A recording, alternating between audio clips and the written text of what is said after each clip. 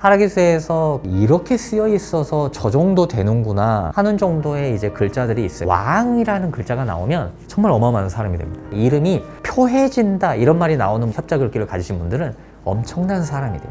박정희 대통령, 그분이 이제 대표적인 이름이 표해진다는 이제 문장이 나와요. 부귀복택의 문장에 대단한이란 말까지 붙으면 정말 엄청난 사람이 됩니다. 부는 돈이잖아요. 귀는 지위예요. 복은 뭐냐면 행복이에요. 행복. 윤택하면 뭐예요? 부동산을 포함한 재산을 기본적으로 깔고 간다고 제가 말씀드렸어요.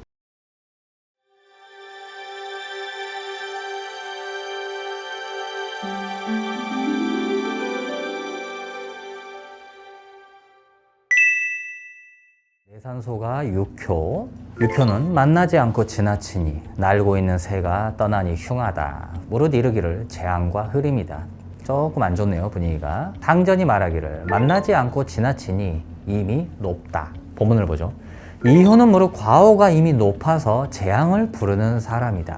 소과라는 괴의 뜻을 지금 얘기를 하고 있는 거예요. 협자는 교만이 가득 차고 스스로 방자해서 그 자랑하는 입으로 다른 사람에게 과시하는 생각을 이기지 못한다. 높고 자만하고 스스로만 지켜서 그 권세를 믿음과 만물의 거만한 사사로움을 이기지 못한다. 공로와 이름은 비록 뜻하고 원함에서 얻으나 복과 윤택함은 끝내 자기에게 있기 어렵다.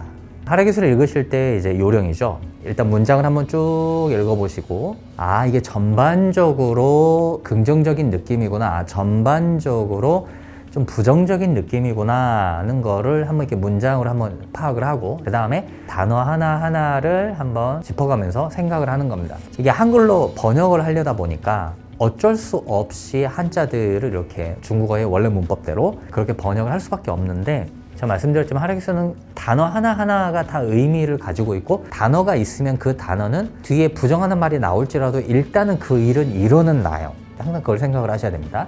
제가 하라기수에서 덕이라는 글자가 나오면 신중하게 나아가 이득을 취한다 라는 뜻이라고 제가 말씀을 드리고 있죠. 주역을 연구하시는 분들이 주역 본문을 이렇게 읽다 보면 형통하다는 말이 굉장히 자주 나오거든요. 주역에서 형통하다는 말은 문장이 명백하게 흐름이 형통하고 좋다는 말로 쓰이지 않았을 때에는 원형이정의 형이에요. 원형이정. 자, 원형이정 뭐냐면은 주역책을 맨 처음에 딱 열면은 나오는 게 중천건 괴잖아요. 그 중천건의 맨 처음에 있는 말이에요. 원형이정.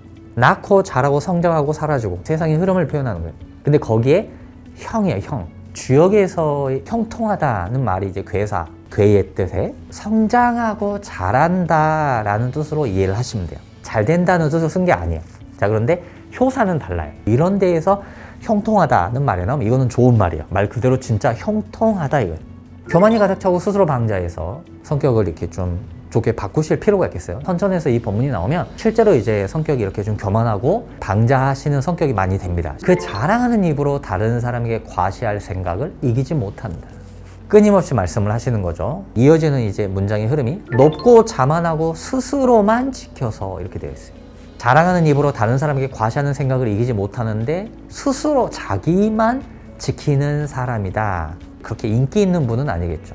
그런데 놀랍게도 그 권세를 믿음과 만물의 거만한 사사로움을 이기지 못한다라고 써요. 권세를 갖는 사람이구나. 자, 이 본문이 선천에서 나오면 교만하고 거만하고 그 자랑하고자 하는 입을 멈추지 못하지만 권세를 갖는 사람이다. 만물의 거만한 사사로움을 이기지 못한다. 사사로움이라는 건 뭐냐면 사적 이득을 취하는 사람이다 이거죠. 거만하고 자만하지만 나는 할 수 있어.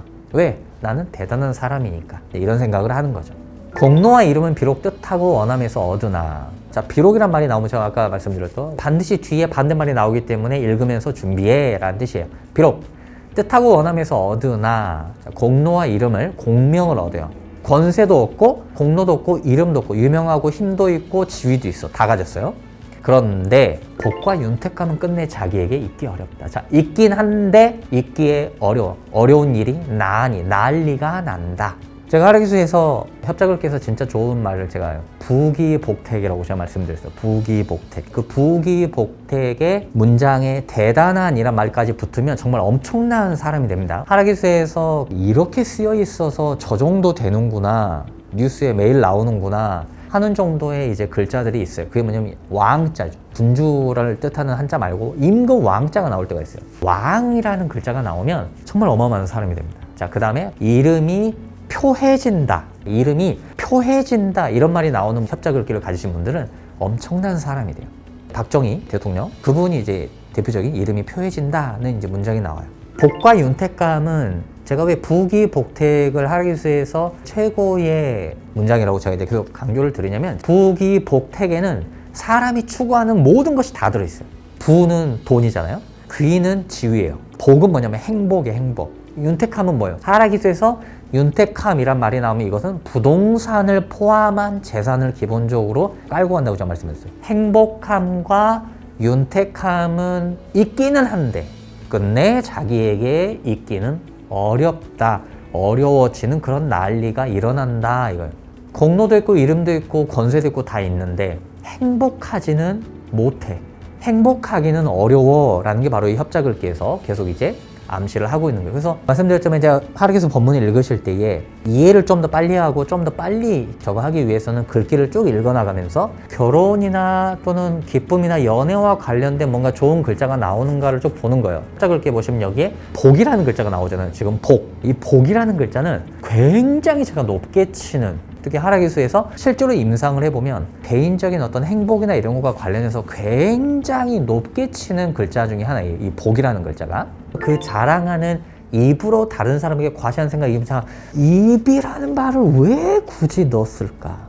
대부분 이제 하락기수 읽으실 때 본인 거밖에 볼 수가 없으니까 글자 하나하나를 이렇게 읽는데 좀 한계를 느끼시죠. 그래서 제가 이렇게 설명을 드리려고 유튜브를 찍고 있는데, 어떤 본문에 보면 이게 자랑하는 혀라는 본문이 또 있어요. 혀를 가만히 두지를 못하고 그래서 혀를 놀리고 뭐 이런. 근데 자랑하는 입이라는 글자가, 자, 입이라는 글자는 식구를 뜻하기도 해요. 식구, 나의 가족.